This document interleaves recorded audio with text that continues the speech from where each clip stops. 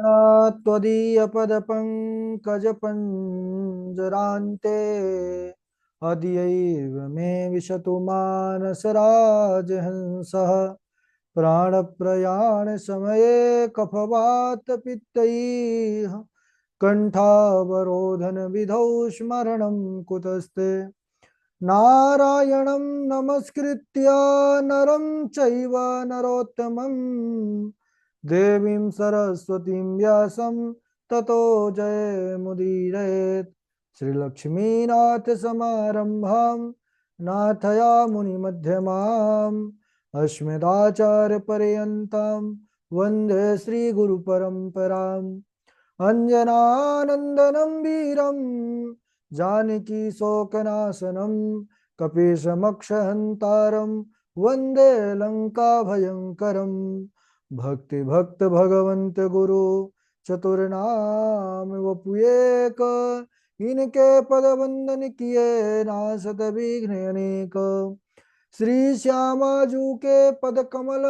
जबलग हृदय नवास श्याम भ्रमर आवत नहीं तब लगता के पास। बोले वृंदावन बिहारी लाल की जय। भागवत महापुराण की जय। सुखदेव भगवान की जय।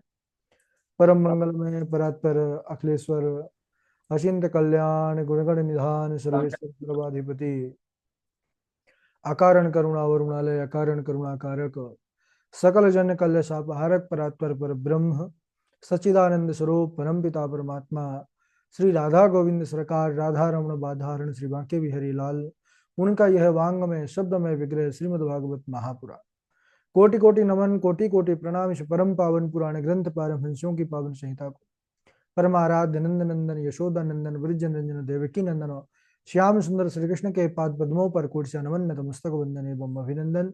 उनकी आह्लादनी शक्ति प्राण प्रिया जगत वंदनी वृषभानुनंदनी भासुती जगदीश्वरी बरसाने वाली श्री किशोरी जी के पावन चरणारविंदों पर कोटि प्रणति समस्त भूतादिक सिय राम मैं सब जाग जानी करहूं प्रणाम जोरी जुग पानी।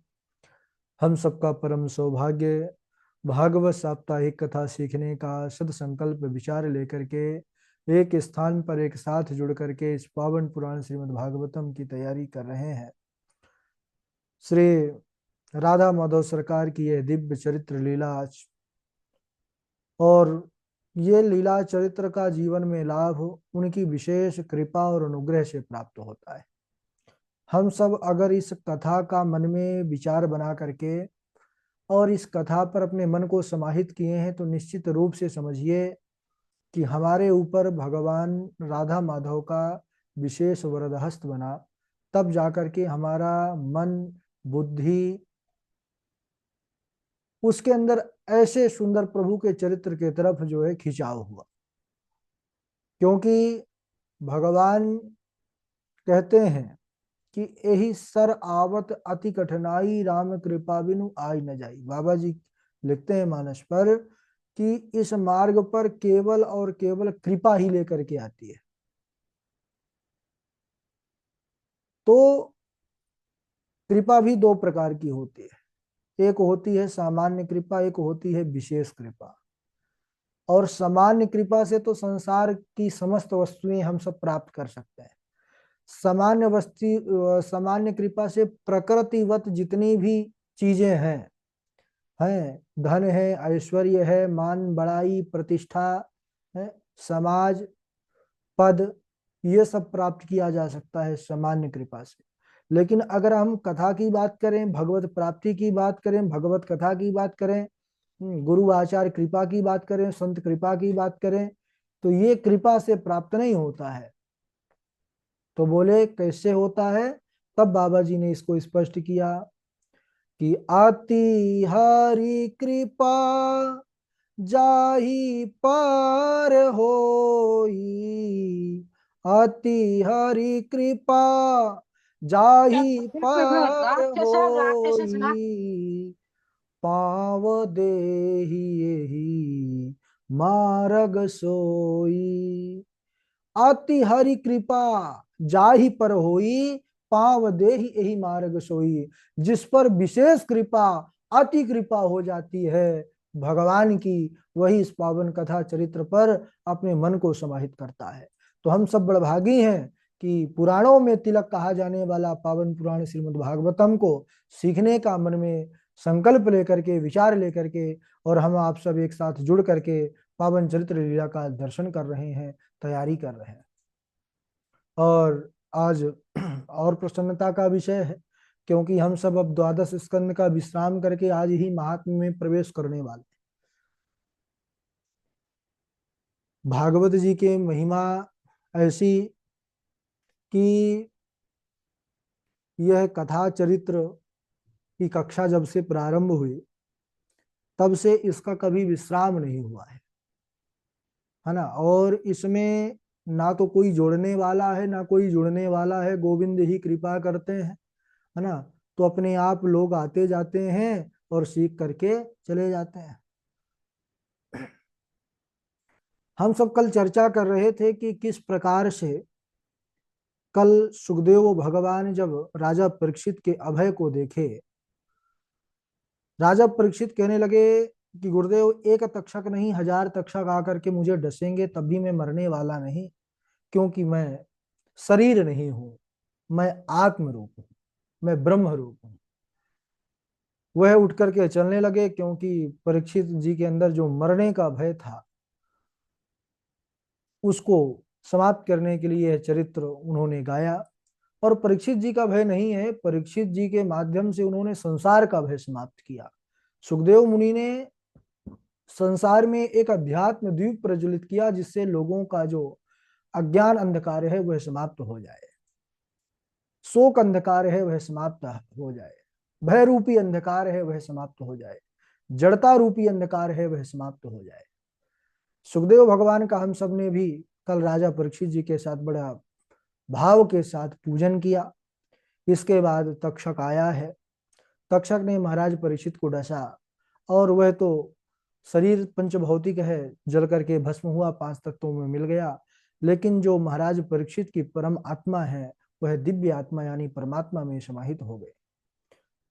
सभी देवता लोग जय जयकार करने लगे, पुष्पों की वर्षा करने लगे। इधर जो महाराज परीक्षित के पुत्र जन्मेजय, उन्होंने जैसे ही श्रवण किया कि वह सर्प तक्षक ने मेरे पिता को डस करके उनको मार दिया, तब उन्हें क्रोध आया और उन्होंने सर्पेष्टि यज्ञ करना शुरू कर दिया।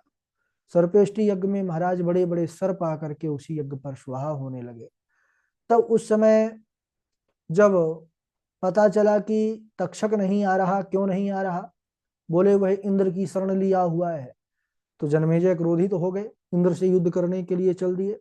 ब्राह्मणों ने कहा महाराज हम ऐसे मंत्र पढ़ेंगे कि वह तक्षक इंद्र सहित आकर के स्वाहा हो जाएगा, आप बैठिए।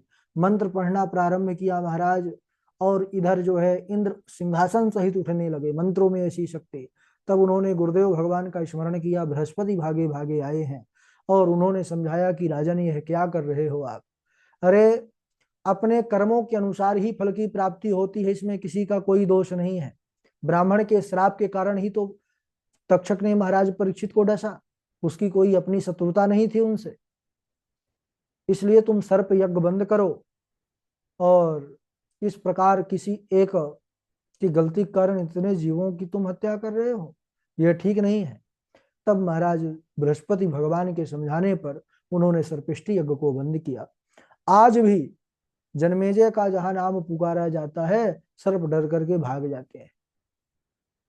इसके बाद सूत जी महाराज श्रीमद् भागवत की अनुक्रमणिका का वर्णन करते हैं संक्षेप में।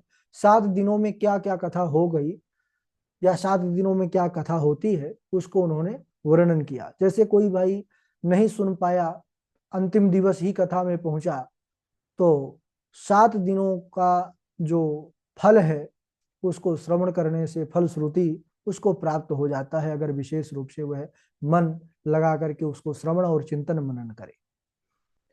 तो कहते हैं कि इस भागवत में 12 स्कंद हैं, 335 अध्याय हैं, और इसमें सबसे पहला जो स्कंद है उसको अधिकार कहते हैं। इसमें 19 अध्याय हैं और 3 प्रकार के श्रोता वक्ता इनका वर्णन किया गया है। और माता कुंती द्रौपदी, इन 3 प्रकार की माताओं की सुंदर कथा है। दूसरे स्कंद को समान कहते हैं सज्जनों, और इसमें 10 अध्याय हैं। इसमें श्रवण को प्रधान कहा गया है कि सुनना बहुत आवश्यक है, और इसीलिए जब नवदा भक्ति का वर्णन आता है तो श्रवणम सबसे पहली जो भक्ति कही गई है, श्रवणम, श्रवणम फिर कीर्तनम आदि।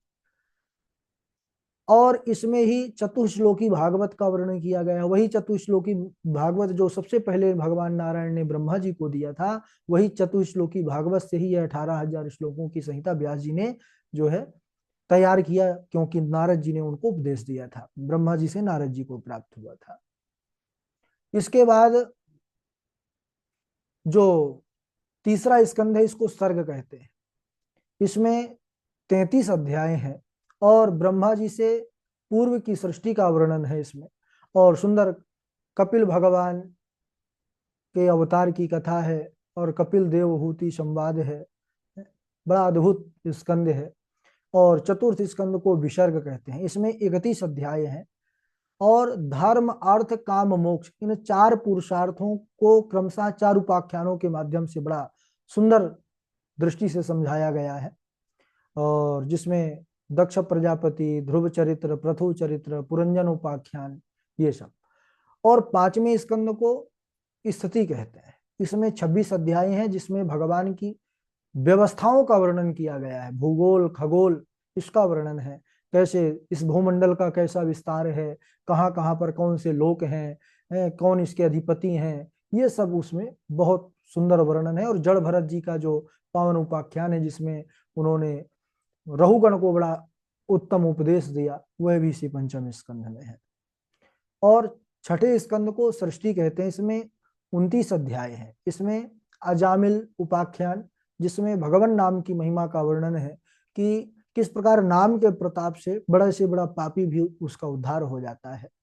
वृत्तासुर का प्रसंग, यानी एक असुर पर भी भगवान की कैसी कृपा होती है, यह हम इस स्कंद पर श्रवण करते हैं।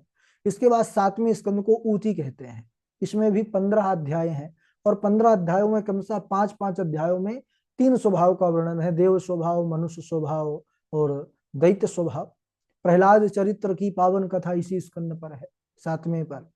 8वें स्कंद को मनवंतर कहते हैं, नाम से स्पष्ट हो रहा है। इसमें जो 14 मनु कहे गए हैं, इन मनुओं का वर्णन है, किस मनवंतर में कौन सी भगवान ने लीला की, जैसे समुद्र मंथन है ना। तो ऐसे ही गजग्राह की कथा भी इसी 8वें स्कंद पर आती है। और 9वें स्कंद को ईशानु कथा कहते हैं। इसमें सूर्य वंश, चंद्र वंश में होने वाले विविध जो है सुंदर राजाओं का वर्णन है। और इसके बाद 10वें स्कंद को निरोध कहते हैं। अब 10वें स्कंद तो ये बहुत विशाल एक स्कंद कहा गया है। सबसे ज्यादा अध्याय इसी पर है, 90 अध्याय है। इसमें पूर्वार्ध और उत्तरार्ध, इस प्रकार 2 भागों में इसको व्यास जी ने बनाया है, व्यवस्थित किया है। पहले में भगवान के जन्म से लेकर के सुंदर लीला है, और उत्तरार्ध में जो 31 अध्याय है, उसमें भगवान की द्वारिका लीला का वर्णन किया गया है। 11वें स्कंद को मुक्ति कहते हैं। इसमें 31 अध्याय हैं, उसमें ज्ञान, वैराग्य, योग, भक्ति, सांख्य, इसका वर्णन किया गया है। 12वें स्कंद को आश्रय कहते हैं, जिसमें सबके आश्रय भगवान नारायण है, और इसमें कलिकाल की स्थिति का वर्णन किया गया है।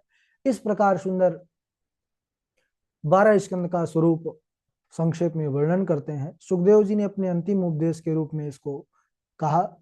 और श्रीमद् भागवत के अंतिम में बड़ा ही पावन श्लोक है, जो भागवत के संपूर्ण कथा का सार है। तो हम सब जो है इसको साथ में उच्चारित करेंगे। सबका माइक बंद रहेगा, लेकिन एक लोग माइक चालू करेंगे, हमारे झा जी, और हमारे साथ उच्चारण करेंगे। उनके साथ साथ सब लोग उच्चारण करेंगे, और 3 बार हम इस श्लोक को गा करके और इसको प्रणाम करके पुनः महात्म्य में प्रवेश करेंगे। आइए हम सब साथ में बोलते हैं। माइक केवल झा जी का चालू रहेगा कि आवाज सबको स्पष्ट समझ में आए। नाम संकीर्तनम यस्य नाम संकीर्तनं यस्य सर्व पाप प्रणाशनम सर्वपापप्रणाशनम् प्रणामो दुःख शमनस्तं नमामि हरिं परम्। प्रणामो दुःख समनस्तं नमामि हरिं पदम्। नाम संकीर्तनम यस्य सर्वपाप प्रणाशनम। नाम संकीर्तनं यस्य सर्वपाप प्रणाशनम्। प्रणामो दुःख समनस्तम नमामि हरिं परम। प्रणामो दुःख समनस्तं नमामि हरिं पदम्। नाम संकीर्तनम यस्य सर्वपाप प्रणाशनम। नाम संकीर्तनं यस्य सर्वपाप प्रणाशनम्। प्रणामो दुःख समनस्तम नमामि हरिं पदम। प्रणामो दुःख समनस्तं नमामि हरिं पदम्। बोलिए भक्तवत्सल भगवान की जय। तो भगवान की नाम जय। संकीर्तनम यस्य सर्व पाप प्रणाशनम। भगवान के नाम का संकीर्तन ही समस्त पापों को सर्वथा नष्ट करने वाला है। उनके चरणों में जिनका समर्पण है, भगवान उसके एक नहीं अनंत कोटि जो है जन्मों के पापों का नाश कर देते हैं और उसको जो है अपना परम धाम प्रदान कर देते हैं।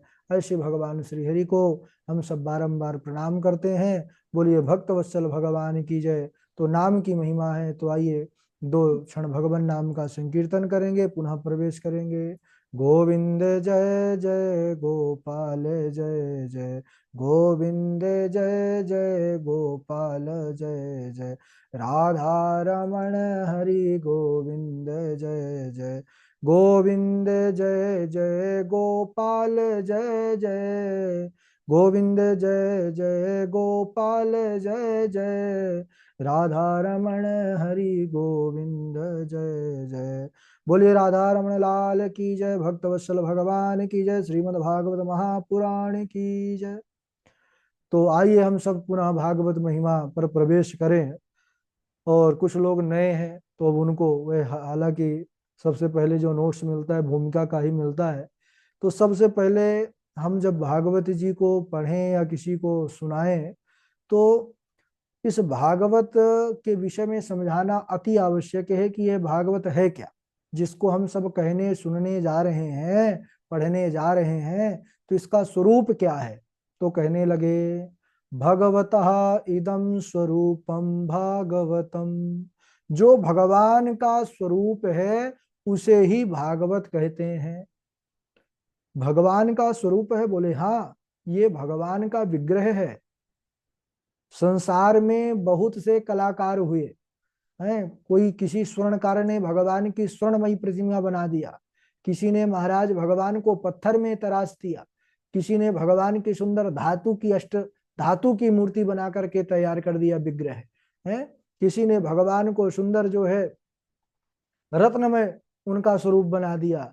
लेकिन इतिहास में ऐसे महापुरुष यानी परम प्रभु परमात्मा ही एक दिव्य रूप लेकर के आए, जिन्होंने संसार को महाराज अलौकिक विग्रह भगवान का समर्पित किया। कौन सा विग्रह, बोले तेने अम्वांगमयी मूर्ति प्रत्यक्षा कृष्ण एव ही। उन्होंने देखा कि धातु मई मूर्तियां विग्रह भगवान के तो बहुत हैं, तो उन्होंने महाराज शब्द में विग्रह ही संसार को प्रदान कर दिया। तो यह भागवत भगवान का शब्दमय विग्रह है। तेनेयम वांगमयी मूर्ति प्रत्यक्ष कृष्ण ही, यह साक्षात कृष्ण ही है। और यह भागवत क्या है, बोले भगवता प्रोक्तम भागवतम, जिसको भगवान ने कहा है वह भागवत है। देखिए भगवान की कथा तो भगवान ही गा सकते हैं, है ना। इसीलिए जो व्यासपीठ पर बैठते हैं ना, उनका नाम उस समय अपना नाम और लौकिक जो एक देह का नाम होता है और देह के जो रूप होते हैं, स्वरूप होते हैं, कर्तव्य होते हैं, वो सब वहां से हट जाते हैं। उस समय तो व्यासाय विष्णु रूपाय व्यास रूपाय विष्णवे, व्यास रूप नारायण रूप में ही पूजा होती है। क्यों? क्योंकि ये सही बात है ना। जो वक्ता व्यासपीठ पर जैसी कथा कह देंगे और आप नीचे बिठाल करके उनसे सुनिए कथा, तो धरती आसमान का अंतर हो जाएगा उसमें, है ना, क्योंकि वहां बोलने वाले तो नारायण ही होते हैं। हाँ, लेकिन तपस्या तो करना पड़ता है, तपस्या के बिना तो नारायण मिलते नहीं है। अब तो कम तपस्या होती है, कलिकाल है। अब कथाओं में तो सुनते हैं असुर लोग कितनी तपस्या करते थे, महात्मा लोग कितनी तपस्या करते थे, साधु संत लोग कई कई हजार वर्ष। तो तपस्या तो करना पड़ेगा। बोले वाले नारायण है तो पता लगे आप लोग पढ़ना बंद कर दें, कई दो चार लोग तो ऐसे हैं। तो पढ़ना नहीं, तपस्या है, ये तपस्या करेंगे तभी नारायण प्रकट होंगे। बिना तपस्या से भगवान नारायण प्रकट होने वाले नहीं है। तो भगवान का शब्द में विग्रह है। और भागवता चरितम यस्मिन तद भागवतम, जिसमें भगवान के परम भक्तों का चरित्र हो उसे भागवत कहते हैं। या कहते हैं भगवत्याः श्री राधायाः गुप्त चरितम यस्मिन तद भागवतम। इसमें भगवती श्री किशोरी जो भगवान की आह्लादनी शक्ति का जो सुंदर चरित्र चरित्र चित्रण किया गया है, और ऐसा रहस्य की नाम नहीं है राधा रानी का, लेकिन है उन्हीं का चरित्र, उसे भागवत कहते हैं। भगवतो श्री राधा कृष्णयो इदम स्वरूपम भागवतम, जिसमें श्री राधा जी के और कृष्ण जी के पावन चरित्र का वर्णन किया गया है, ऐसे सुंदर जो है शास्त्र को भागवत कहते हैं। और यह भागवत कैसी है, बोले भक्ति ज्ञान विरागाणाम तत्वम यस्मिन तद भागवतम। ये भक्ति ज्ञान वैराग तीनों को देने वाली है। जीवन में तीनों आवश्यक हैं, भक्ति ज्ञान और वैराग। तीनों का जब संगम हो जाता है ना, संगम की ही महिमा है। देखिए प्रयागराज जो है तीर्थों के राजा क्यों कहे जाते हैं, संगम है वहां पर। तो तीनों जब मिल जाते हैं तो फिर जीव का कल्याण हो जाता है। भागवत में 4 अक्षर है, भा ग व त। तो भाष्यते सर्ववेदेषु गीयते नारदादिभिः वदन्ति त्रिषु लोकेषु तरन्ति भवसागरः। भाष्यते सर्ववेदेषु, जिससे समस्त देवता प्रकाशित होते हैं, जिसका गान नारदादि करते हैं, कहाँ, बोले तीनों लोकों में। और जो संसार सागर से तारने वाली है वह भागवत है। बोलिए भागवत भगवान की जय। तो हम सब भागवत की महिमा में प्रवेश कर चुके हैं, समय हो चुका है। अब अगले दिवस हम सब जो है इसके आगे जो है चर्चा करेंगे। बड़ा आनंद जो है अब एकदम उत्साह के साथ, उमंग के साथ, नई ऊर्जा के साथ अब बढ़िया तैयारी करना शुरू कर दीजिए, क्योंकि अब एकदम शुरुआत से अब गाड़ी चल रही है ना। चलिए बारी बारी से श्लोक सुनाएंगे। सर्वप्रथम हमारे झा जी हैं, और झा जी के बाद तृष्णा जी हैं, और उनके बाद पंडित सचिन शास्त्री जी हैं, और वाशवी शर्मा जी हैं, मनमोहन द्विवेदी जी हैं, डॉक्टर वैशाली जी हैं, और डॉक्टर शिरीष जी हैं, और सौम्या शुक्ला जी हैं, कृष्णा जी हैं, विवेक जी हैं, बहुत दिनों बाद जुड़े हैं, स्वागत है। और हमारे जानकी लक्ष्यराज जी हैं, और आदिति चौबे जी हैं, सची तिवारी जी हैं, निरंजन कुमार जी भी हमारे जुड़े हुए हैं, है ना। और हर्षिता जी हैं, शिवानी मिश्रा हैं, और एक का तो नाम नहीं लिखा है भाई, नाम लिख लीजिए, नंबर पड़ा हुआ है 4199। आप जो है नाम अपना करिए। चलिए प्रारंभ करिए। राधे गुरु जी। हाँ जा जी, राधे राधे। वित्तमेव कलौ नृणाम् जन्माचार गुणोदय। वित्तमेव कलौ नृणाम् जन्माचार गुणोदय। धर्म न्याय व्यवस्थायां कारणं बलमेव हि। धर्म न्याय व्यवस्थायां कारणं बलमेव हि। कलेर दोष निधे राजन अस्ति ह्येको महान् गुणः। कीर्तनादेव कृष्णस्य मुक्त संगः परं व्रजेत्। कृते यद् ध्यायते विष्णुं त्रेतायां यजतो मखः। कृते यद् ध्यायते विष्णुं त्रेतायां यजतो मखः। द्वापरे परिचर्यायां कलौ तद् हरिकीर्तनात्। कलौ तद् हरिकीर्तनात्। त्वन्तु राजन् मरिष्यति पशुबुद्धिमिमां जहि त्वन्तु राजन् मरिष्यति पशुबुद्धिमिमां जहि न जातः प्रागभूतोऽद्य देहवत्त्वं न नङ्क्ष्यसि। राधे राधे गुरु जी। हाँ राधे राधे। कृष्णा जी। कलिर्दोषनिधे राजन्यस्ति हे को महान् गुणः कीर्तनादेव कृष्णस्य मुक्तसङ्गः परं व्रजेत् कृते यध्यायतो विष्णुं त्रेतायां यजतो मखैः द्वापरे परिचर्यायां कलौ तद्धरिकीर्तनात्। राधे राधे गुरु जी। बहुत अच्छा। पंडित सचिन शास्त्री जी। राधे राधे गुरु जी। गुरु जी थोड़ी तबीयत खराब थी तो आज नहीं करा मैंने, नहीं हो अच्छा पाया। पुराना सुना दूं कल का? हाँ कल का सुना। विद्रावितो मोहमहंधकारो या आश्रितो मे तव सन्निधानात् विभावसो किं नु शमीपगस्य शीतं तमो विप्रवन्त जीदये। राधे राधे गुरु जी। और सचिन जी के बाद सुनाए वासवी शर्मा।